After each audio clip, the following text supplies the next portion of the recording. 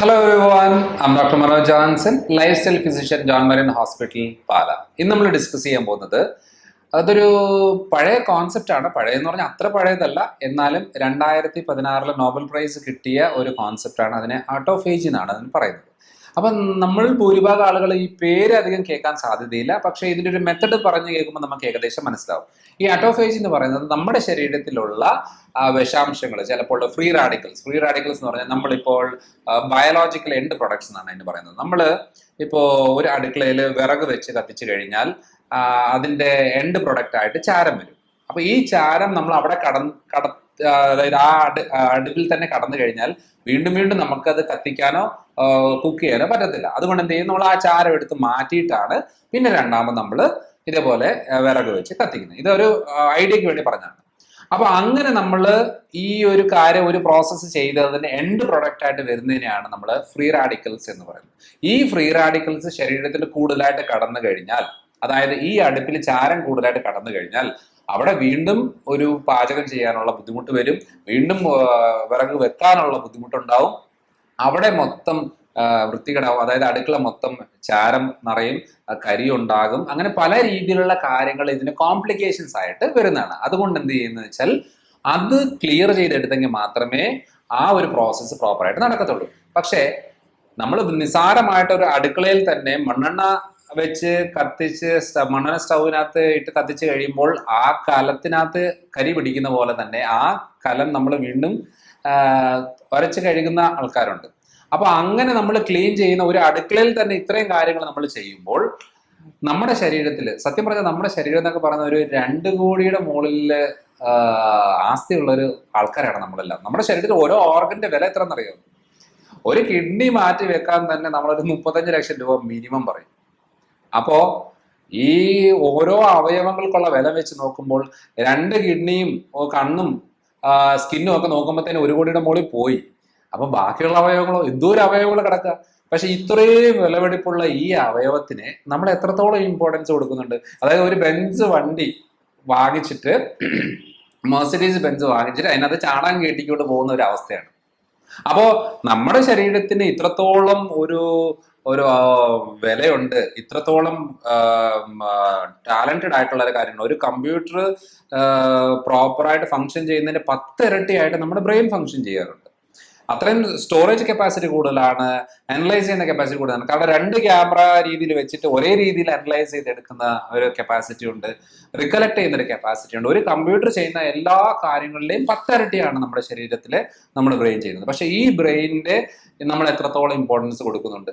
കാരണം അതിന്റെ ഒരു ഹെൽത്തിന് എത്ര നോക്കുന്നു? കാരണം ഇതേപോലത്തെ ബോഡിയിൽ വരുന്ന എൻഡ് പ്രോഡക്ട്സ്, വേസ്റ്റ് മെറ്റീരിയൽസ് നമ്മുടെ ബോഡിയിൽ അടിഞ്ഞുകൂടി കിടക്കുന്നതനുസരിച്ചാണ് ഈ കൈക്ക് മരവിപ്പൊക്കെ തുടങ്ങുന്നത്, കാലില് മരവിപ്പ്, കാലിന്റെ ഇപ്പൊ സ്കിന്നിന്റെ കളർ മാറ്റം വരുന്നത്. കാലിൽ എത്ര പേർക്കാണ് റിപ്പീറ്റഡ് ആയിട്ട്, ഒന്ന് കാല് ശ്രദ്ധിച്ചാൽ മതി, രോഗം പൊഴിയുന്നതായിരിക്കാം, നഖത്തിന്റെ ഡാമേജ് ആയിരിക്കാം, കാലില് കറുത്ത പാടുകളായിരിക്കാം, ബ്രൗൺ കളർ പാടുകളായിരിക്കും, കാലിന് ചൊറിച്ചിലായിരിക്കാം. സത്യം പറഞ്ഞാൽ ഇത് ബോഡിയിൽ ആവശ്യത്തിലധികമായിട്ടുള്ള ഈ വേസ്റ്റ് പ്രൊഡക്ട്സ് ബോഡിയിൽ കളക്ട് ആയിക്കൊണ്ടിരിക്കുമ്പോഴാണ് ഈ പ്രശ്നങ്ങളൊക്കെ തുടങ്ങുന്നത്. ഈ നെർവ്സിന് മൈലിൻ ഷീത്തിന് ഡാമേജ് വരുമ്പോഴാണ് ന്യൂറോപ്പതിക് ആയിട്ടുള്ള കാര്യങ്ങൾ, മരവിപ്പ് പ്രശ്നങ്ങൾ, പുകച്ചില് പ്രശ്നങ്ങളൊക്കെ തുടങ്ങുന്നത്. അപ്പൊ ഇതൊക്കെ ഏതെങ്കിലും ഒരു കാരണം കൊണ്ടാണ് ഉണ്ടാകുന്നത്. അതേപോലെ തന്നെ കുടലിന്റെ പ്രശ്നം കൊണ്ട് ഓട്ടോ ഇമ്മ്യൂൺ ഡിസോർഡറുകൾ കൂടും. അപ്പൊ ഓട്ടോ ഇമ്മ്യൂൺ ഡിസോർഡറുകളുടെ പ്രശ്നം എന്നാ? ഓരോ ജോയിന്റ്സിനും ഇൻഫ്ലമേഷൻ ഉണ്ടാകും. അപ്പൊ അത് റുമറ്റോയ്ഡ് ആർത്രൈറ്റിസ് എന്ന് പറയും. സ്കിന്നിന് വരുമ്പോൾ ലൈക്കൻ പ്ലാനസ്, വിറ്റിലിഗോ, ആ ഒരു രീതിയിലുള്ള പ്രശ്നങ്ങളൊക്കെ തുടങ്ങും. ന്യൂറോപ്പതി ആയിട്ടോ ബന്ധപ്പെട്ട കാര്യങ്ങൾ തുടങ്ങും, തൈറോയിഡൈറ്റിസ് തുടങ്ങും, ക്രോൺസ് ഡിസീസ് തുടങ്ങും. അങ്ങനെ പല രീതിയിലുള്ള ഓട്ടോ ഇമ്മ്യൂൺ ഡിസോർഡറുകൾ. ഇതെല്ലാം സത്യം പറഞ്ഞാൽ നമ്മുടെ ബോഡിയെ പ്രോപ്പറായിട്ട് അനലൈസ് ചെയ്ത് ക്ലീൻ ചെയ്ത് കൊണ്ടുപോകാത്തത് കൊണ്ട് ഉണ്ടാകുന്ന കാര്യമാണ്. നമ്മൾ പല കാര്യങ്ങളും പറയാം, വൈറൽ ഇൻഫെക്ഷൻ പറയാം, ബാക്ടീരിയൽ ഇൻഫെക്ഷൻ പറയാം. പക്ഷെ ബോഡി ഫംഗ്ഷനിങ് ആണെങ്കിൽ ഈ വൈറസ് ബാക്ടീരിയകളൊന്നും നമുക്ക് വിഷയമേ അല്ല. കാരണം നമ്മൾ ഏതെങ്കിലും ഇപ്പോൾ നമ്മളൊരു കോവിഡ് എത്രയോ പേർക്ക് വന്നു പോയിട്ടുണ്ട്. ഇത്രയും വൈറൽ അറ്റാക്ക് നമ്മുടെ ബോഡിയിൽ വന്നിട്ട് നമ്മൾ സസ്റ്റെയിൻ ചെയ്ത് പിടിച്ചിരിക്കുക എന്ന് പറഞ്ഞാൽ നമ്മുടെ ബോഡി ഫംഗ്ഷനിങ് ആയതുകൊണ്ടാണ്. പല ആളുകൾക്ക് അത് കോംപ്ലിക്കേഷൻ ഉണ്ടാകുന്ന, അവരുടെ ശരീരത്തിൽ പല രോഗങ്ങളും പല പ്രശ്നങ്ങളും കൊണ്ട് കോംപ്ലിക്കേഷൻ ആകാൻ റെഡിയായി ഇരുന്ന ഒരു ശരീരത്തിലേക്ക് ഈ ഒരു വൈറൽ അറ്റാക്ക് കൂടെ വന്നപ്പോൾ ആ പ്രശ്നം ഉണ്ടായി. അത്രേ ഉള്ളൂ. അപ്പൊ അതുകൊണ്ട് എന്താ ചെയ്യേണ്ടതെന്ന് പറഞ്ഞാൽ നമ്മൾ ബോഡി ഒന്ന് ക്ലീൻ ചെയ്തെടുക്കുക, റിപ്പയർ ചെയ്തെടുക്കുക. അതിനെയാണ് നമ്മൾ പറയുന്നത് ഓട്ടോഫേജി എന്ന് പറയുന്നത്. ഈ ഓട്ടോഫേജി എന്ന് പറയുന്ന ഒരു കോൺസെപ്റ്റ് ആണ് ഞാൻ എൻ്റെ ക്ലിനിക്കിൽ ഏറ്റവും കൂടുതലായിട്ട് യൂസ് ചെയ്യുന്നത്. കാരണം എന്താണെന്ന് വെച്ചാൽ നീർക്കെട്ട് ശരീരത്തിൽ എല്ലായിടത്തും ഇങ്ങനെ നീര് നീര് നീര് നിറഞ്ഞിരിക്കുന്ന ആളുകളുണ്ട്. അപ്പം നമ്മൾ നീര് പോകാൻ മരുന്നെടുക്കുന്നുണ്ട്, വേദനയ്ക്ക് മരുന്നെടുക്കുന്നുണ്ട്, പല രീതിയിലുള്ള മെഡിസിൻസ് എടുക്കുന്നുണ്ട്. പക്ഷെ എന്നാലും നമ്മൾ ബോഡി ഒന്ന് റിപ്പയർ ചെയ്യാനുള്ള ഒരു അവസരം കൊടുത്തു കഴിഞ്ഞാൽ ഈ മെഡിസിൻ എടുക്കുന്നത് കൊണ്ട് നമുക്ക് എന്തെങ്കിലും ഒരു ഉപയോഗപ്പെടും. ഇല്ലെന്നുണ്ടെങ്കിൽ അലർജി എന്ന് പറഞ്ഞാൽ നമുക്ക് ആയുഷ്കാലം മുഴുവനും എടുക്കാം. അപ്പം കഴിഞ്ഞ പ്രാവശ്യം ഒരാൾ പറയാണ്, ഞാൻ അലർജിക്ക് ഇപ്പൊ എനിക്ക് അലർജി ഒന്നും ഇല്ല കേട്ടോ, പണ്ടൊക്കെയാണ് രാവിലെ എഴുതിയിട്ട് ഭയങ്കര തുമ്മലായിരുന്നു. അപ്പൊ ഞാൻ ചോദിച്ചു എന്ത് ചെയ്തു? ഞാൻ അലർജിക്ക് ഗുളിക എടുത്തു. അത് ശരി, എത്ര നാൾ എടുത്തു? അല്ല ഞാൻ ഇപ്പോഴും എടുത്തോണ്ടുണ്ട്. അല്ല ഇപ്പോഴും എടുത്തോണ്ടുണ്ട്, എത്ര നാളാണ് എടുക്കുന്നത്? അല്ല 3 മാസമാണ് എന്നോട് ഒരു കോഴ്സ് പറഞ്ഞത്. ഇപ്പൊ എത്ര നാളായി? ഇപ്പോ ഇനി ഒരു ഒരാഴ്ച കൊണ്ട് 3 മാസം ആവും. അപ്പൊ ഞാൻ പറയുന്നത് വെച്ചാൽ ഈ 3 മാസം എടുത്തു കഴിഞ്ഞിട്ട് പിന്നെ ഒരാഴ്ച കഴിഞ്ഞിട്ട് ഉണ്ടോ ഇല്ലോ നോക്കണം. അതാണ് അതിന്റെ കാര്യം. അല്ലാതെ എടുത്തുകൊണ്ടിരിക്കുമ്പോൾ എനിക്ക് കുറവുണ്ട്, എനിക്ക് മാറ്റമുണ്ട് എന്ന് പറഞ്ഞിട്ട് കാര്യമില്ല. അപ്പോൾ നമ്മളൊരു മരുന്ന് എടുക്കുമ്പോൾ അത് കുറയുകയും അത് നിർത്തുമ്പോൾ വീണ്ടും വരുന്നു എന്ന് പറഞ്ഞു കഴിഞ്ഞാൽ അത് മാത്രമല്ല അവിടെ ഒരു സൊല്യൂഷൻ. ആ മരുന്ന് എടുക്കുമ്പോൾ നമുക്കൊരു ഉപയോഗപ്പെടണോ, നമ്മുടെ ബോഡി ഒന്ന് ക്ലീൻ ചെയ്തെടുക്കണം, നീറ്റാക്കി എടുക്കണം. അതിനാണ് ഓട്ടോഫേജി എന്ന് പറയുന്നത്. ഈ ഓട്ടോഫേജിയുടെ ഒരു രസമുള്ള കാര്യം എന്ന് വെച്ചാൽ നമ്മൾ ഭക്ഷണത്തിൽ ഒന്ന് ശ്രദ്ധിച്ചാൽ മതി. അതായത് സാധാരണ നമ്മൾ കേൾക്കാറില്ലേ, കുറച്ച് നേരം ഫാസ്റ്റിംഗ് എടുത്തു കഴിഞ്ഞാൽ തന്നെ ഒത്തിരി ശാരീരികമായിട്ട് നമുക്ക് ഒത്തിരി ബെനിഫിറ്റ് കിട്ടുമെന്ന്. പക്ഷെ പല വിശ്വാസങ്ങളിൽ പല രീതിയാണ് കേട്ടോ. ചിലര് 12 മണിക്കൂർ ഫാസ്റ്റിംഗ് ചെയ്യാറുണ്ട്, ചിലർ ആഴ്ചയിലൊന്ന് ചെയ്യാറുണ്ട്, ചിലര് നമ്മൾ ഏതെങ്കിലും ഒരു കാര്യസാധ്യത്തിനായിട്ട് ചെയ്യാറുണ്ട്, ചിലര് വെള്ളം പോലും കുടിക്കത്തില്ല, അങ്ങനെ ചെയ്യണം. അതൊക്കെ ഡാമേജ് ഉണ്ടാക്കുന്നുണ്ട് ശരീരത്തിൽ. നമ്മള് നല്ല രീതിയിൽ ഇപ്പൊ നമ്മളൊരു ഒരു റൂം വൃത്തിയാക്കുക എന്ന് പറഞ്ഞാൽ ആ റൂം ഫുള്ള് അടച്ചു കെട്ടി പുറത്തുനിന്ന് ആരും വരാതെ ഫുൾ ക്ലോസ് ചെയ്യുക. എന്നിട്ട് നമ്മളെ ഉള്ളില് ഫുള്ള് തൂത്ത് തുടച്ചിട്ടിട്ട് വെള്ളം കൂടെ ഒഴിച്ചിട്ട് നീറ്റായിട്ട് തുടച്ചിടുവാണെന്നുണ്ടെങ്കിൽ ഫുള്ളായിട്ട് ക്ലിയർ ആയി എന്ന് പറയാൻ പറ്റും. പുറത്ത് നമ്മൾ ഡോർ തുറന്നിടുമ്പോഴത്തേന് എന്താ സംഭവിക്കുന്നത് വെച്ചാൽ അവിടുന്ന് ഇടയ്ക്കിടയ്ക്ക് ആൾക്കാർ വന്നു പോകുമ്പോൾ ഇവിടെ ക്ലീനിങ് പ്രോപ്പറായിട്ട് നടക്കത്തില്ല. അതുകൊണ്ടാണ് ചെയ്യേണ്ട കാര്യം എന്താണ്, രാവിലെ 9:30 ബ്രേക്ക്ഫാസ്റ്റ്, അതായത് 9:30 ടൈം.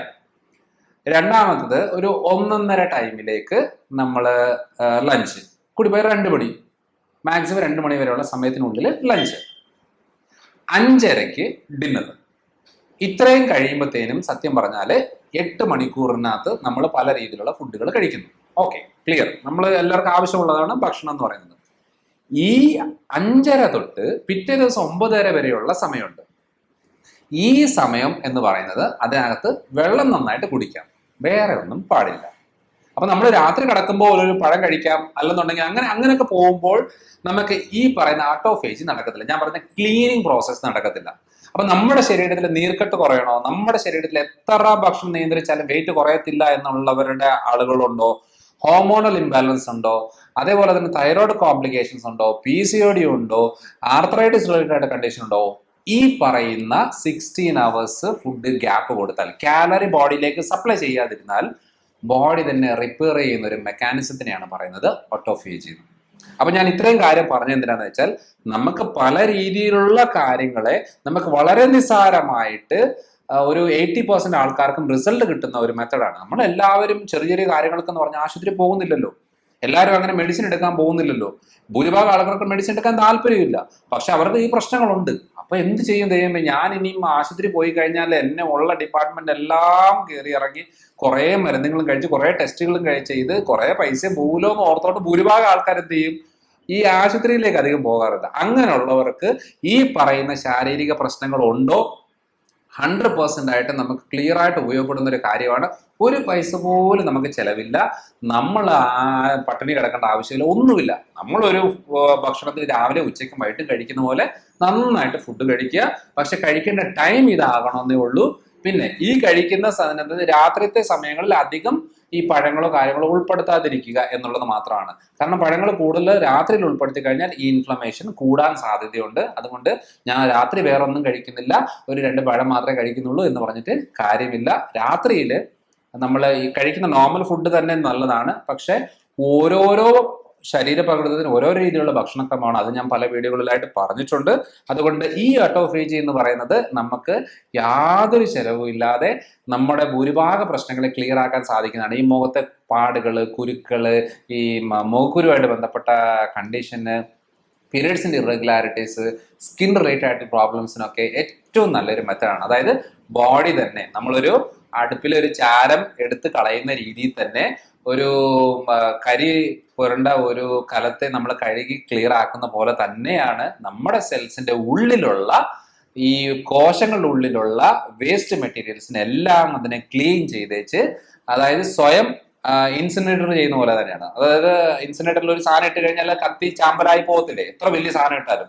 അതേപോലെ ഒരു മെത്തഡാണ് നമ്മുടെ ബോഡിയിൽ, ബോഡിയുടെ നിലനിൽപ്പിന്റെ ഭാഗമായിട്ട് ശരീരം ചെയ്യുന്ന ഒരു കാര്യമാണ്. ഇതാണ് പണ്ട് മുതലേ ചെയ്തുകൊണ്ടിരുന്നത്. അത് 2016 അതിന് നോബൽ പ്രൈസ് കിട്ടിയെന്ന് മാത്രമേ ഉള്ളൂ അതിന്റെ മെച്ചം. ബാക്കിയെല്ലാം പണ്ടത്തെ രീതി തന്നെയാണ്. അത് ഒന്നുകൂടെ എല്ലാവരും അറിയാൻ വേണ്ടിയിട്ടാണ് ഞാൻ ഈ ഒരു വീഡിയോ ചെയ്തത്. അപ്പൊ അടുത്ത തവണ അടുത്തൊരു വീഡിയോ ആയിട്ട് വരാം.